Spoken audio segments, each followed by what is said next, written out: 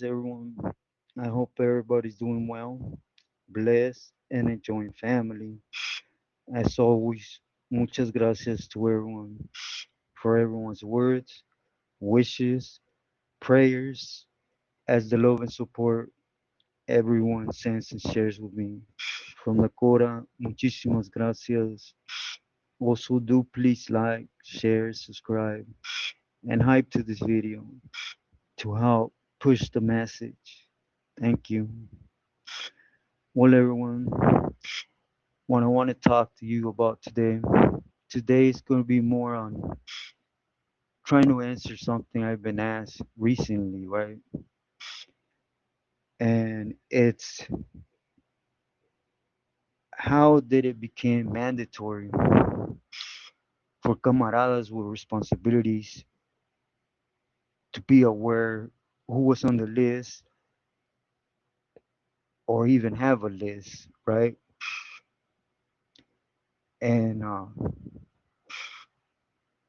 I don't know if I read them the questions correct or it might have been confusing, right?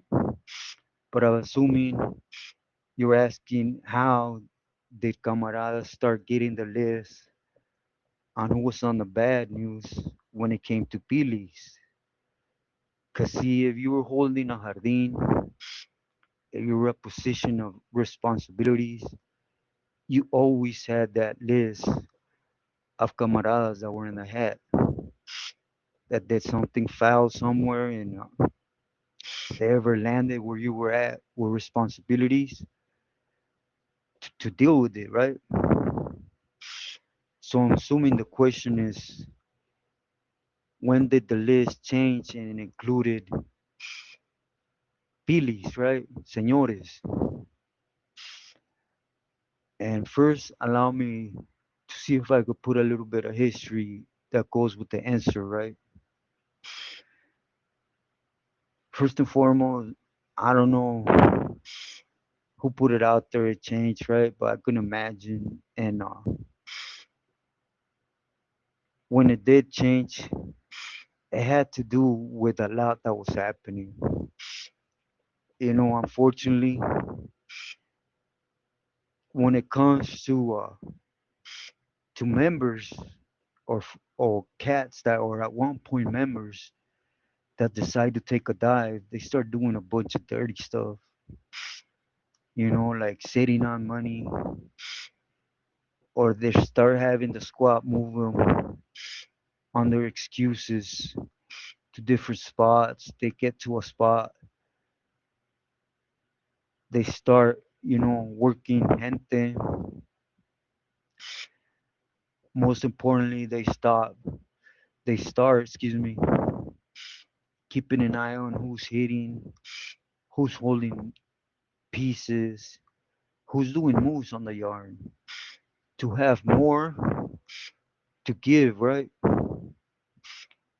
And there was at one point that these individuals that were already no good, right, in the actions they were doing, there was no way to really verify it or even check on them, because we didn't have access to it. So basically, they did their will. That's also when that rule changed, that a Billy cannot be touched. You see, that rule still stands, but it only stands for an active Billy. You see, like with what happened in my case or Toñito's case, to them, they still had camaradas taken care of. They still were holding a position. They weren't aware of it, right? Overall, they were still in good standings. But they lose all that status and they go into that weak status once they decide to start telling and it goes public. They're free game. Anybody could put hands on them, or in this case, steal, right? There ain't you ain't gonna have no backslash. There ain't gonna be nothing. In other words, they're uh, they're like a gum, right? That you step on the sidewalk. At one point, that was a full gum. It was wrapped up. It looked clean. It was doing clean stuff, whatever. And at one point, they had their position, but at this stage, they were just something to get stomped on, really. And they were free game, right? But the listas, it happened more so because of that. There was a lot of individuals that got to the yard and under false intentions, they would get moved. They disguised it. The squad will help them disguise it. I got validated because of a Billy that had been moved from the Bay to the HB that was already working with the feds, and he was my band neighbor. Me as a Sureño, I had no option but to answer anything he would ask. To me, he was still in good standings. It had not reached down here that he was up there already considered to be funny. So, it got used on me later on, right? That he would ask questions that I could have held back down, I know better, right? Basically, who I was helping there, who was in position, things like that, right? And he did it for a while. From Tehachapi, they moved him down south even further, and he kept doing it. But there were also some individuals that used to use their family member, right, like a third party, and it would really go from the pili or his right hand man to the family member. The family member will rewrite it in their own hand, and it will get sent out to somebody else on another yard, right? So keep in mind, the family members would, after so much of it, would end up learning what to put on them appeals, right? The signatures, whatever, to make them look legit. So these individuals would end up getting to a yard, to a hole, and still be playing that part that they have power, position, that so and so is backing them up, and so on and so forth, right? And all they were doing was trying to stack up information for IGI as, you know, like I said, clip a third of a feria or ask for feria and sit on it as long as he could to be able to go ahead and punch, you know, with feria in his pocket and with information from IGI. And it happened over numerous appeals, to be honest. With definitely Sherm, Stones was another one. Terco, Tablas, that they were so blunt with it. Oh, Danny Boy with Hazard, uh, well, numerous of them, right? Woody, numerous of them. It's just they would literally give so much power to their workers that a lot of high place camaradas and pilis were in a separate lista, right? So when that started becoming an issue more and more so, you know, for example, you were on the jardín and you had little clecha, you were aware that there was funny stuff happening, that it wasn't correct, right? By the time you send an appeal and it got to the bay and you got an answer, because you didn't want to put it on that phone, right? It would literally take a while. It would still give them enough opportunity to at least get enough information to give to squad to help them with their winning ways, because that's all it is. It's just what can squad give them, you know? They will literally have to learn if they were going to hit COs or stop a murder or something like that for squad to even try to get in. And the Federicos are the ones that used to help them. And to be honest, that one thing or that one individual that literally pushed it through was that one on YouTube, that I said I wasn't going to mention or talk about. When he went sideways, he went down literally causing chaos with lies. He, he said a lot of things he was aware of. He was there for a lot of things that were facts, you know, but he also, a lot of things that were out to just prove a point to the Federicos, in the means of hurting other individuals. And around then, that's when things changed. And that other lister started coming into play. And basically, they changed the rules to the point where if any of them already dropped out and is already telling, already went in that debriefing program, they were free game for anybody that could reach them. You know, all you had, it was good stripes to come from it, no negativity, because they weren't considered nada no more. You know, and that's how you seen, like, for example, my cousin Tito in Lancaster, that clip Cowboy. Well, Cowboy had been a dropout for many years, and he was still trying to play it off on a yard in Lancaster. Tito found out, and he didn't have to check with nobody. He took care of it.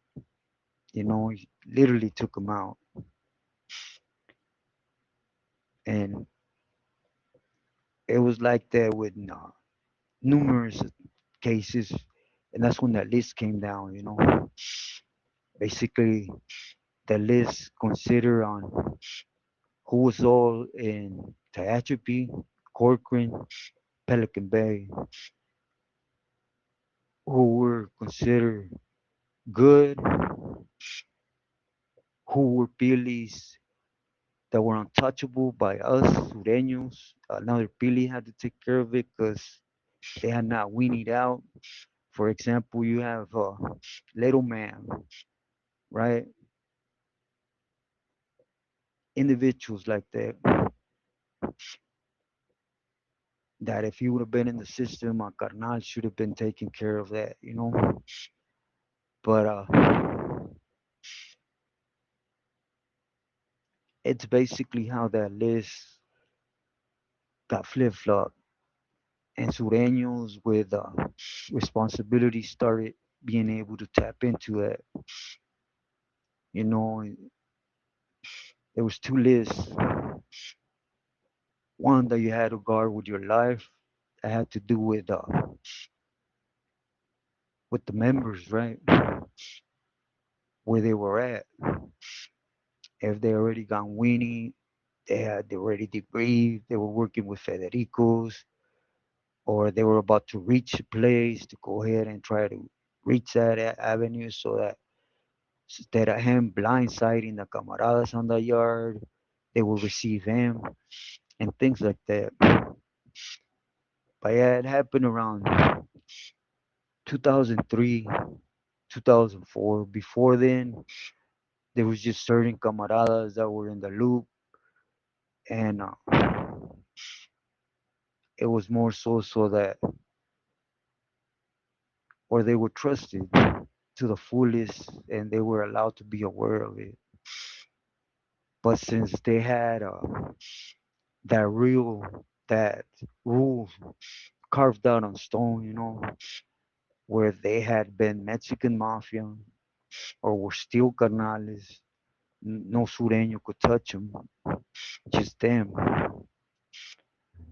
But then facts started coming into play, and we're speaking about a time where everybody was slammed that had some type of jugo, right? Senores and stuff. They couldn't reach them. So that's when the lista, I'm not gonna say flip flop. It just they changed it. The rules changed. It came down the pipeline, and certain individuals, like I stated, they were free game for anybody. It didn't have to be a camarada with a position, a sureño, even a Southsider that just got into prison could literally take them out if they had debrief, were known to be telling, or working with the Federicos, you know, they were up for grabs. Anyways, I hope it made sense, everyone. On this one, I really want to give out a lot of names, like, gave my word I wasn't going to mention or direct anything towards certain people. Last time I touched on them, there was an individual that said something that it was 100% correct. Just because I feel a type of way, I ain't nobody to judge him. And he's right. I'm a Christian. I should allow judgment to come from who supposed to judge. But anyways, this is my personal knowledge, as a camarada holding position. I seen where when the flip flop came down. And like I said, it had to do with Sherm, tablas de babo, stomps, tagrajeras, definitely, you know, because even when their whole family were done, they were still trying to play that part. It was just, the way the rule and regulations were beforehand, it left a lot of room for them to take advantage of it. And in reality, it was just all due to fear effect. You see, the Pilis, definitely they're scared. They could say whatever they want. But you don't think they come out to yard every day and they look and they see 300 sureños and only two of them to even change that rule where, oh, any carnal could be touched by camaradas with trust. They know they're opening that door for themselves. That's why they know when that Toñito incident happened, they messed up. They made it public. But anyways, again, I hope I made sense and you were able to understand it. With this said, as always, I send my love. Please stay true to yourself and loyal to your loved ones. Have a great day.